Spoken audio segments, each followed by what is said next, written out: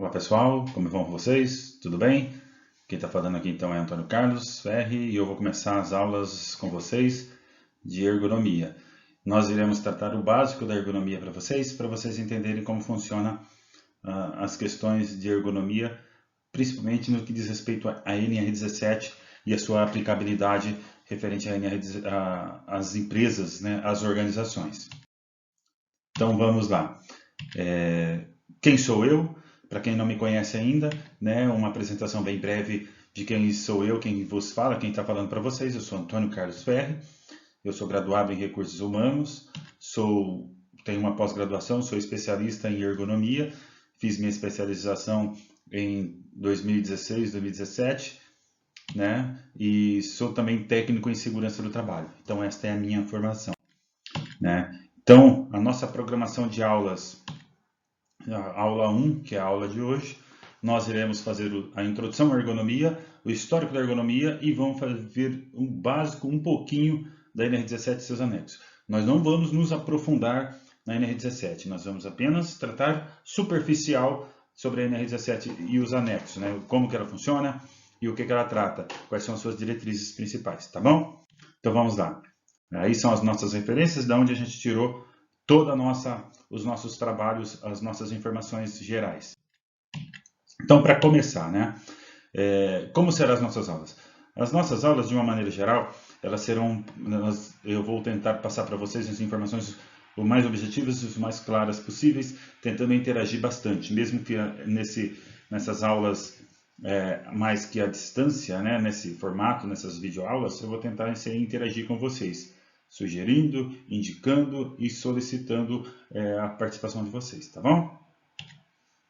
E o público, né, de uma maneira geral, será vocês, principalmente profissionais da área de segurança do trabalho, porque essa aula é voltada para as pessoas que têm uma formação técnica ou estão se formando em técnico em segurança do trabalho e que queiram conhecer um pouquinho de ergonomia. Mas também para aqueles profissionais que estão querendo entender um pouquinho de como funciona essa tal de ergonomia. Tudo bem?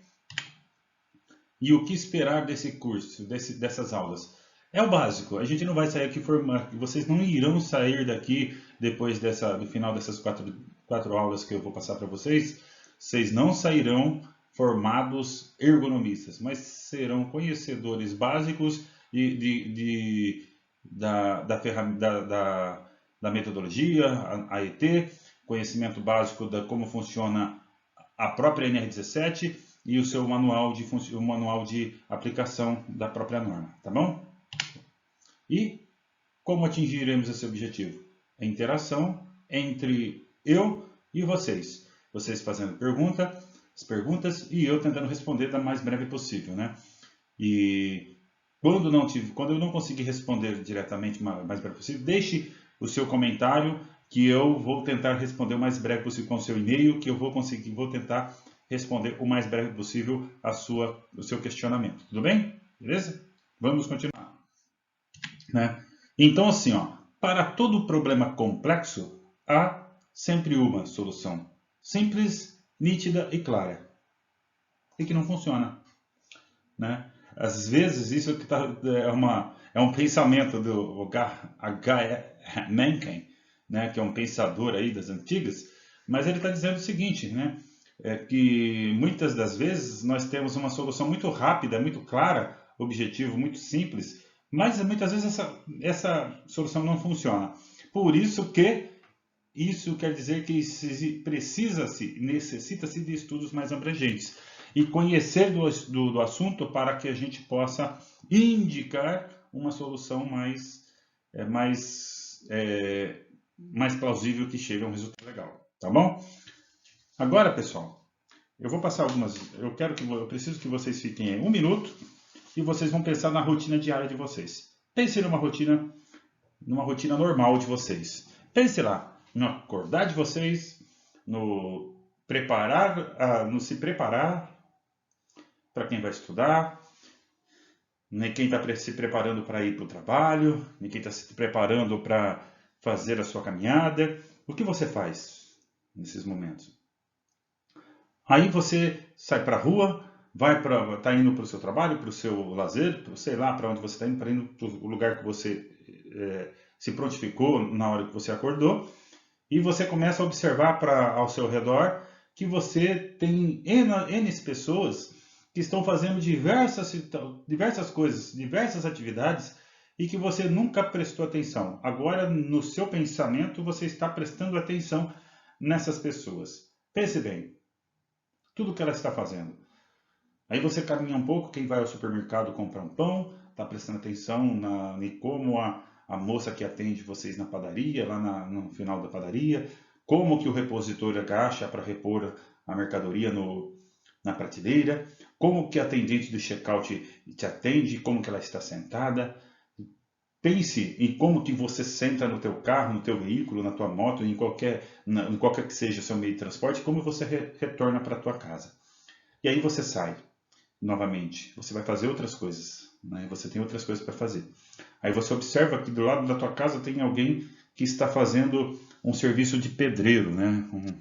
De construção, né? Aí você nunca parou para analisar e naquele momento agora você para e analisa o que ele está fazendo. No seu pensamento, analisa. Vai analisando. Você caminha, vai caminhando, vai saindo, vai para ir para o seu trabalho, para ir para os seus afazeres desse dia, e você percebe mais um zilhão de coisas que acontecem e que você nunca percebeu. E você chega no seu trabalho, no seu escritório, no escritório onde você trabalha, senta, você nunca percebeu como você senta e como você olha para o seu computador. Se você trabalha numa máquina, em áreas produtivas, você nunca se ateve a como você pega numa ferramenta, como você olha para o painel da máquina, você não se atém como você recebe as informações, como você lê e como você entende uma ordem de produção, como você entende um documento, um procedimento qualquer que tem lá. E você não entende o porquê das coisas. E você vai tocando, você vai fazendo as coisas. De repente tem algumas questões que você erra. Tem um colega de trabalho que acontece alguma coisa errada e às vezes ele se acidenta, né? E a gente não sabe o porquê das coisas e as coisas vão acontecendo ao nosso redor e a gente não percebe, não dá a devida atenção. E a gente vai embora para casa. Chega no final do dia, a gente vai embora para casa. A gente chega em casa, toma o nosso banho, a gente descansa um pouquinho, a gente vai faz a nossa refeição, o nosso jantar, assiste um pouco de TV, para quem assiste TV, para quem vai fazer outra coisa, ouvir uma música também, mas a gente não percebe como que as coisas acontecem e aí a gente vai dormir. E de maneira involuntária a gente nem percebe como que a gente se põe na cama, como que a gente se prontifica a posição que a gente dorme, como a gente segura o travesseiro, como que a gente posição das nossas pernas, posição dos nossos braços, se a gente fica torto, se a gente fica reto na cama, a gente nunca percebeu isso. Agora você está percebendo tudo isso, está passando um filme na tua cabeça e você está percebendo, né? Então isso tudo é para vocês pensarem que isso tudo, a ergonomia está presente na tua vida, em todos esses aspectos. Agora, algumas imagens para vocês, ó. Imagens que muitas vezes dessas daqui que eu vou mostrar para vocês são corriqueiras no dia a dia de vocês e vocês provavelmente vão ter visto algumas delas, né? Outra imagem para vocês, ó. A segunda ali é muito normal para quem tem filhos, para quem tem irmãos pequenos, para quem tem, sei lá, sobrinhos, sobrinhas, né? Ficar ao redor do computador é muito normal, ainda mais nessa período que nós estamos agora, pandemia. O pessoal fica muito na frente de um computador.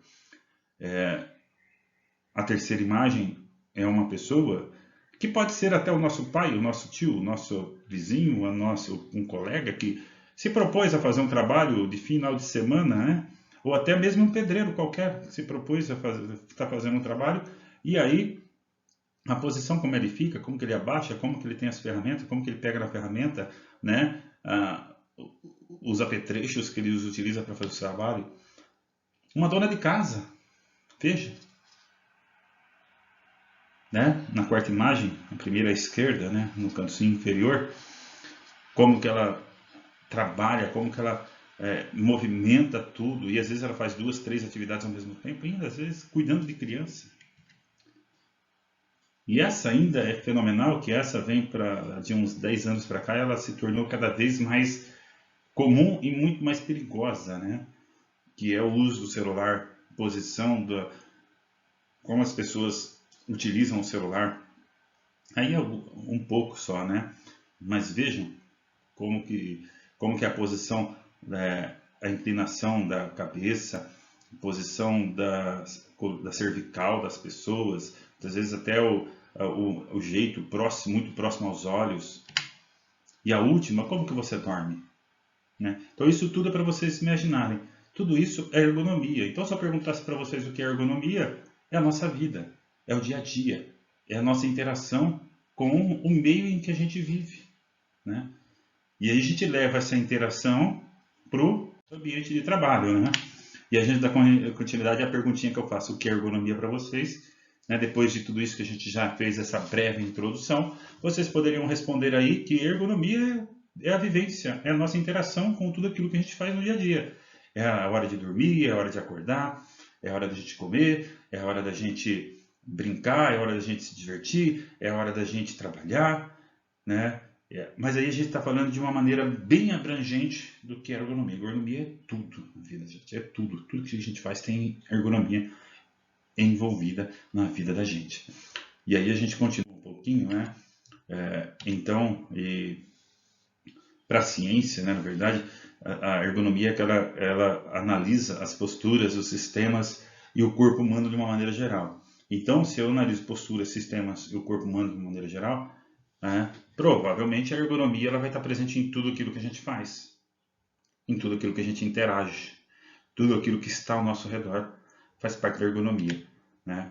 Então, comunicação, memória, significado das coisas, linguagem, aprendizado, né? Como que a gente utiliza esse aprendizado, como que a gente entende as coisas que são passadas para a gente. Né? Então, isso tudo é ergonomia. Né? O ambiente, temperatura, se está quente, se está frio, iluminamento, será que a iluminação está boa? Será que não tá? Será que está ruim? Isso tudo faz parte de um bom, tudo aquilo que influencia, né?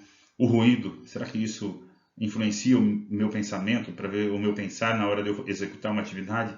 Será que isso está me atrapalhando? Será? O posto de trabalho, será que a minha bancada está na altura legal? Será que a minha cadeira, será que eu não posso trabalhar sentado? Né?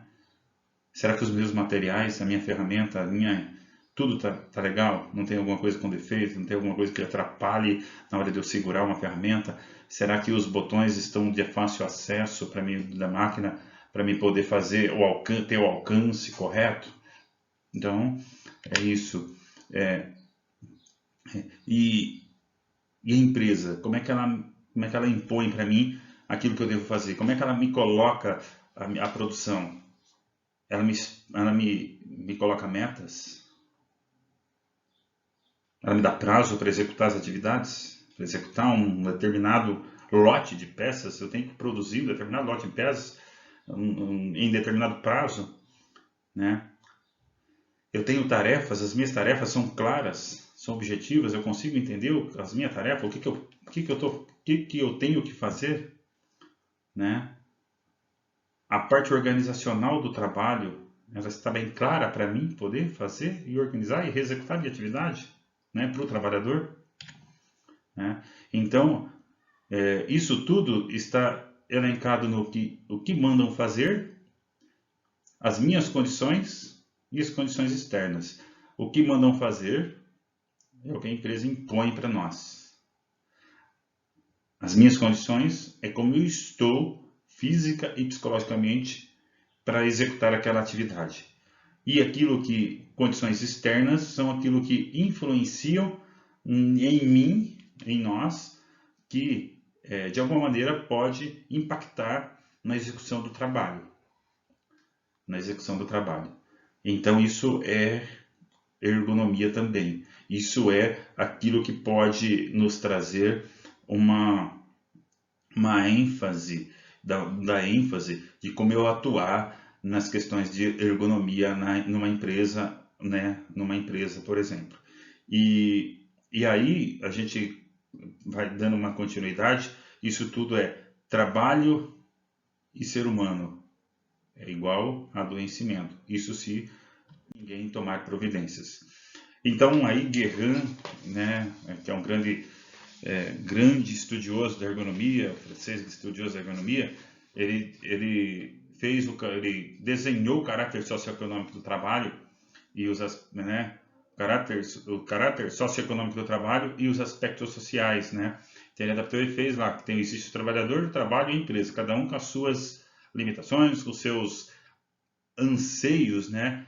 E isso tudo, se tudo isso não tiver linkado, isso tudo vai prejudicar ou vai influenciar, pode influenciar negativamente, né? Nesse cidadão aqui, ó, que é o trabalhador. Se esse aqui não organizar corretamente ao ponto em que as condições e as atividades de trabalho não for plausíveis e de acordo com o trabalhador, provavelmente esse trabalhador vai estar pode acontecer desse trabalhador ficar doente e ter um desconforto e acontecer de ter um afastamento no trabalho futuro. Alguns conceitos de ergonomia. Ergonomia, conceito, né? De acordo com a Ergonomics Research Society, né, em 1949, que é uma associação internacional de ergonomia aí, muito famosa, em que os principais preceitos e conceitos de ergonomia são tirados de lá, os principais estudiosos pegam de lá, diz o seguinte, ó, ergonomia é o estudo do relacionamento entre o homem e seu trabalho, equipamento e ambiente, e, particularmente, a aplicação dos conhecimentos de anatomia, fisiologia e psicologia na solução dos problemas surgidos desse relacionamento. Aqui vale destacar que ele praticamente, né, a Ergonomics Research Society, ela praticamente indica aqui que a pessoa, para poder fazer um bom estudo de ergonomia, ela tem que ter conhecimentos nesses quesitos aqui, ó. Então a gente tem que estudar, né? Isso é para fazer um estudo mais abrangente. Para o técnico de segurança, é lógico que ele tem que conhecer de ergonomia o básico para poder entender algumas variáveis. Wisner, que é um francês muito focado na ergonomia, em 1987 ele jogou um conceito muito interessante. Ergonomia é o conjunto dos conhecimentos científicos relacionados ao homem e necessários à concepção de instrumentos, máquinas e dispositivos que possam ser utilizados com o máximo de conforto e segurança e eficiência. Wisner aqui neste ano, ele praticamente nos deu um direcionamento de que a ergonomia ela tinha que partir de um pressuposto de que tudo que fosse ser produzido deveria passar primeiro por uma avaliação para mostrar e para colocar em evidência aquele produto como propriamente dito, como se fosse um produto ergonômico, com características e com preposições de acordo com o que as pessoas esperam para um produto perfeito, para não desgastar, não causar desconforto. Então, por exemplo, imagine que os carros de hoje em dia passam todo por uma bateria de designs, passam por um monte de desenhistas, designs, e passam por um processo também que eles indicam para ver se a porta, se o banco, se o conforto, se regulagem do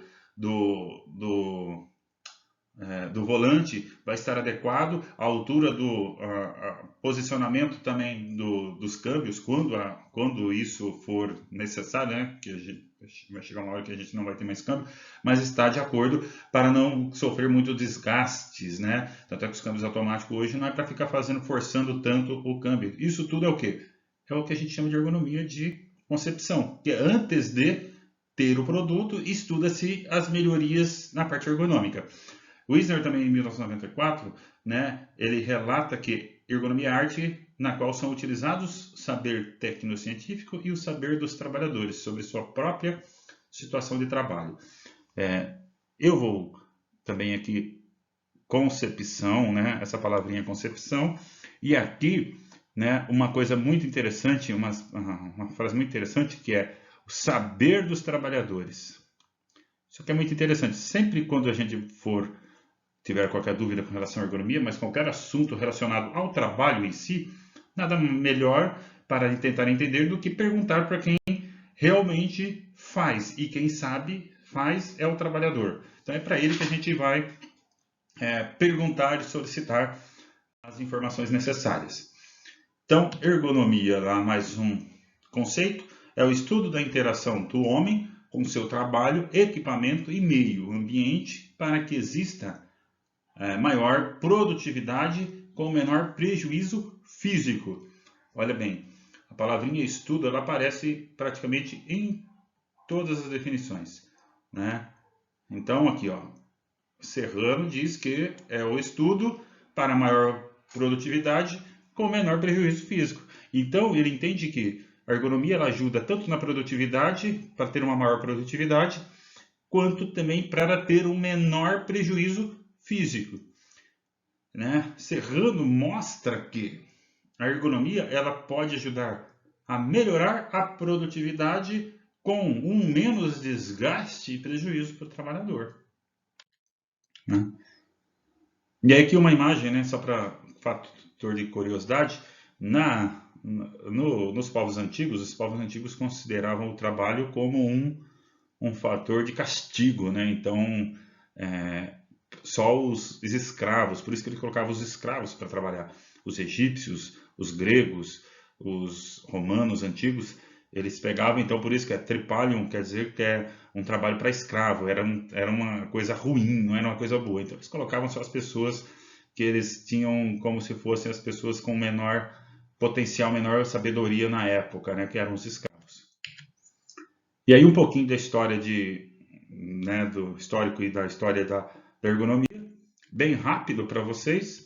1986, muitos números de Tênis no Brasil, né? Porque os profissionais de processamento de dados começaram a reclamar e aí as delegacias regionais do trabalho começaram a pensar como prevenir lesões, né?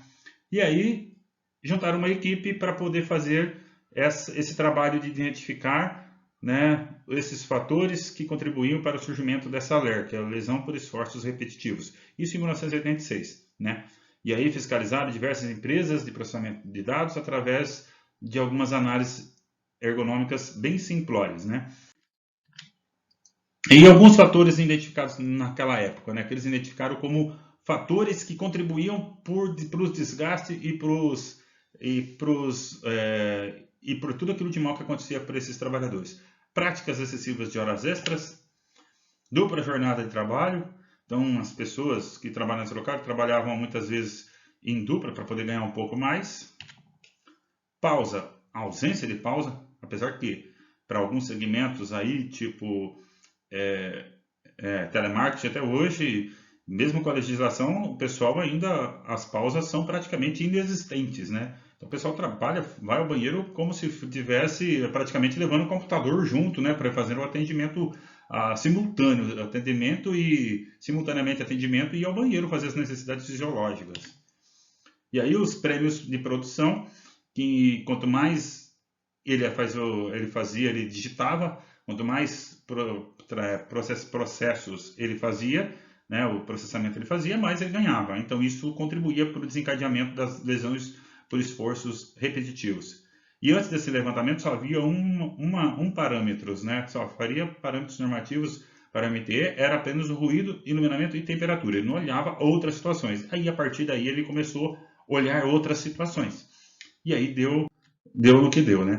Aí, como em 88, 89, e aí, né, a Associação dos Profissionais de Processamento de Dados, mais o Ministério do Trabalho, juntamente com a Fundacentro, e aí os representantes da Secretaria de Segurança do Trabalho, né, que eram das antigas DRTs, aí, agora tem outros nomes, e formaram essas reuniões para elaborar um projeto de norma.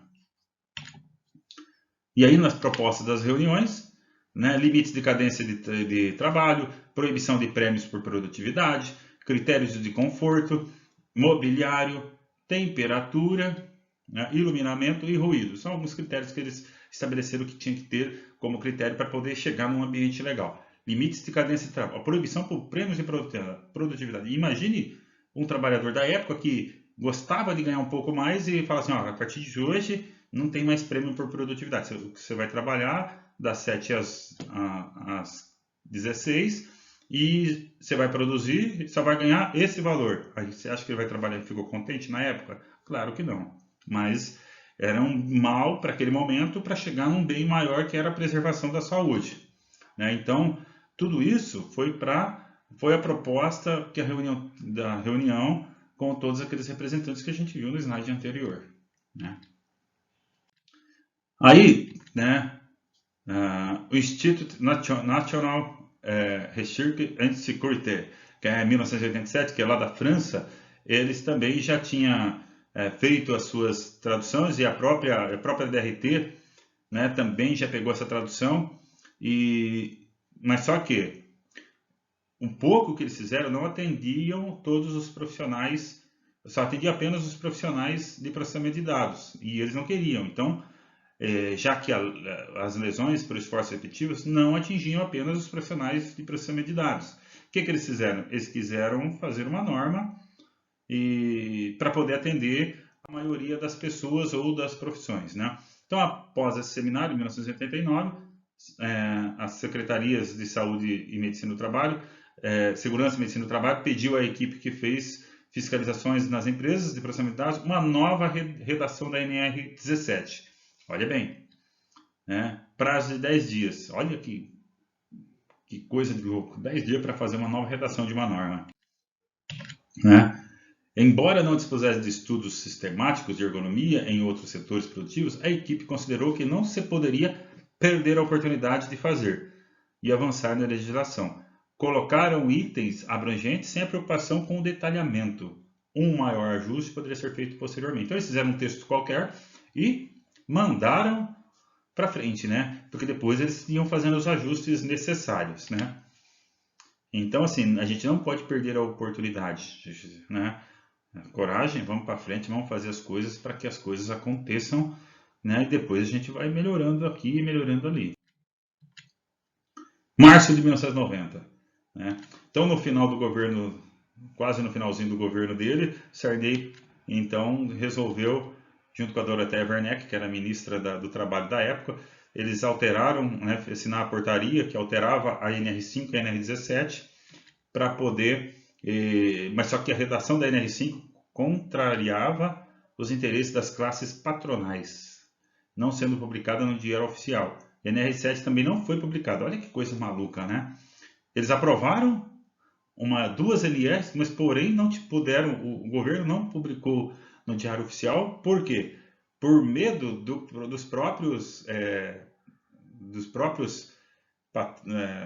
das classes patronais, de medo de uma retaliação com o próprio governo, que era final, não queria estresse, então aguardou. E aí o que aconteceu? Em junho de 90, a FEBRABAN junto com a Fiesp, após a publicação, né, quiseram discutir modificações na norma. Aí veio toda aquela conversa fiada e junto a sindicato das categorias do representante dos trabalhadores daqui, FEBRABAN, que é a Federação dos Bancos, né, Brasileira de Bancos, mais a Fiesp, que é a Federação das Indústrias de São Paulo, se juntaram para poder fazer modificações nas normas. Na norma, né, melhoria nas normas. Então, Fiesp e FEBRABAN, equipe de fiscalização e ergonomia e discutiram, né? E eles quiseram deixar bem claro que, para eles queriam continuar seguindo o que dizia a CLT. Mas só que a CLT ela é um pouco antiquada, né, e um pouco desatualizada, que dizia o seguinte, né, principalmente para levantamento de peso, né?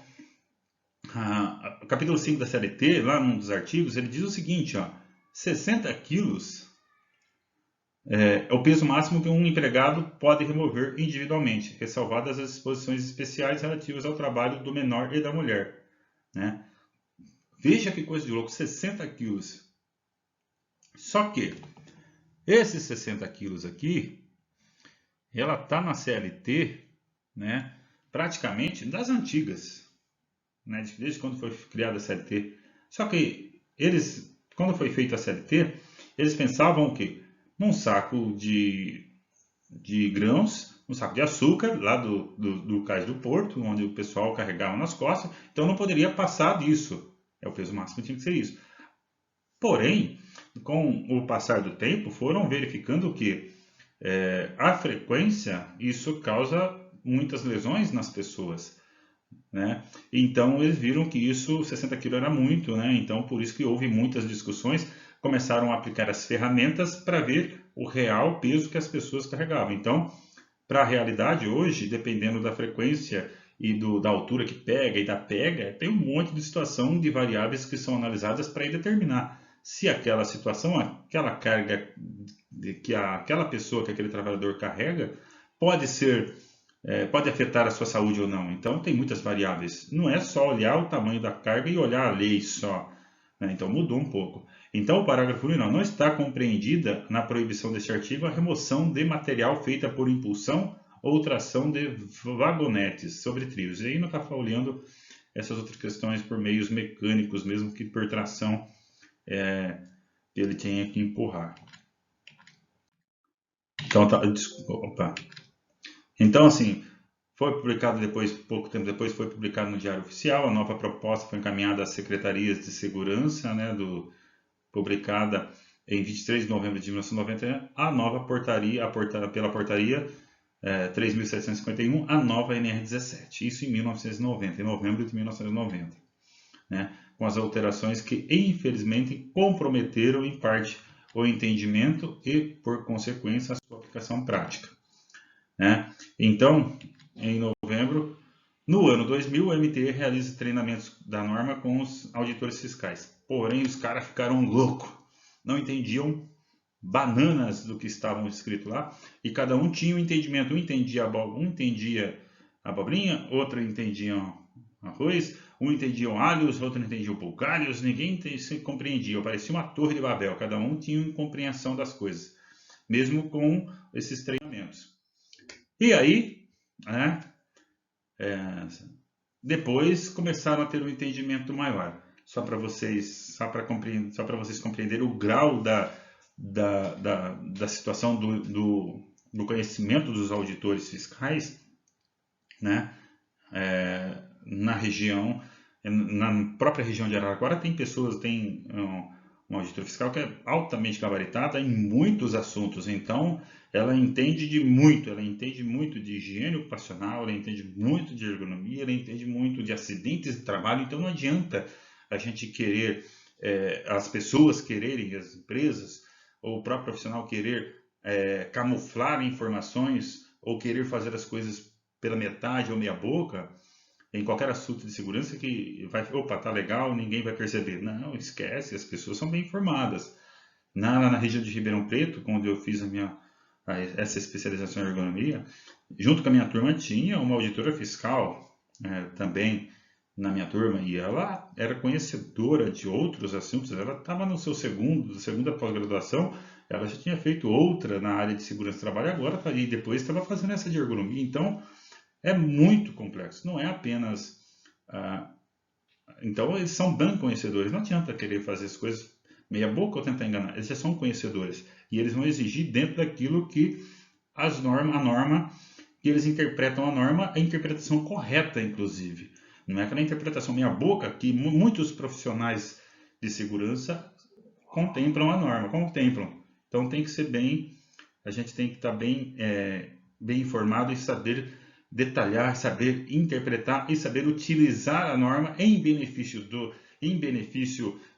das pessoas para ajudar esses trabalhadores. Então vamos lá um pouquinho, como eu disse para vocês, um pouquinho da NR17, né?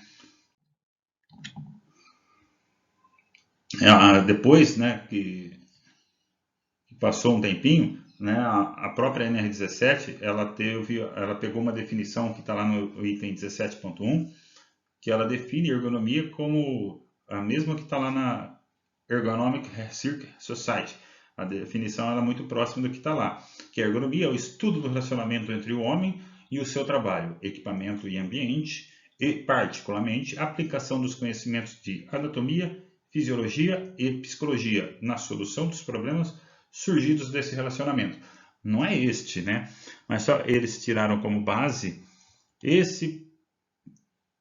a NR17 tirou como base o conceito de ergonomia, esse aqui, da Ergonomics Research, então lá está lá no 17.1. Então, essa é a definição de ergonomia para a NR17. Então, não adianta a gente querer fazer as coisas muito meia boca que não vai funcionar. Então, é trabalhar em cima dos conceitos, é trabalhar para a melhoria do ambiente, e não é adaptar o homem ao trabalho, mas ao contrário, o trabalho ao homem, que nós vamos ver muito ainda nas próximas aulas, né? Essas questões aí de adaptação. Só para vocês terem uma ideia, a preocupação com ergonomia ela não vem de agora, né? Lá no tempo das cavernas, o homem quando ia preparar os seus ferramentais, suas armas, né? Ele já preparava para facilitar o pega, mesmo com as dificuldades que ele tinha, já fazia as armas preparando para facilitar o pega, e também na hora de fazer as ferramentas para corte, eles tentavam fazer para ficar o máximo de afiada possível, para facilitar e não precisar de fazer tanta força na hora de tirar a carne, né, das presas que eles acabavam caçando, né? Então, a gente tem que tem que ter essa atenção. Então, a ergonomia é um conceito estabelecido através da norma regulamentadora, né?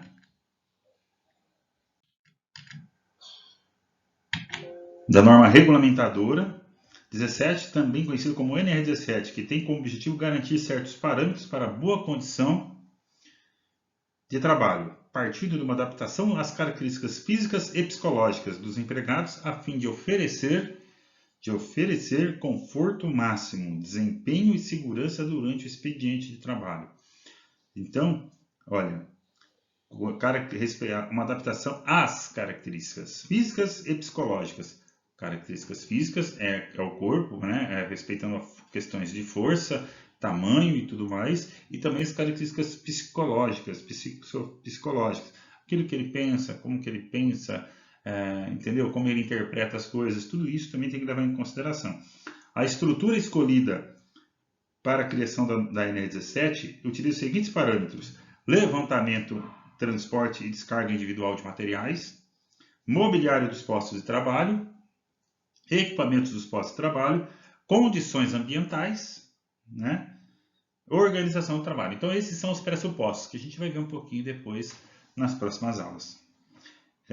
Pessoal, a norma regulamentadora ela vai muito além e apresenta diversos tópicos que auxiliam a regulamentar a jornada de trabalho através de princípios ergonômicos, né, que serve para todos. E ela tem 2 anexos também, né? O anexo 1, ela fala de check-out, né? Operadores de check-out, que é para aquelas pessoas que trabalham em supermercado, que tem todo aquele espaço reduzido, que às vezes não consegue, fica lá, se ela virar, ela bate o cotovelo, a pessoa bate o cotovelo. Então, é específico para aquelas pessoas.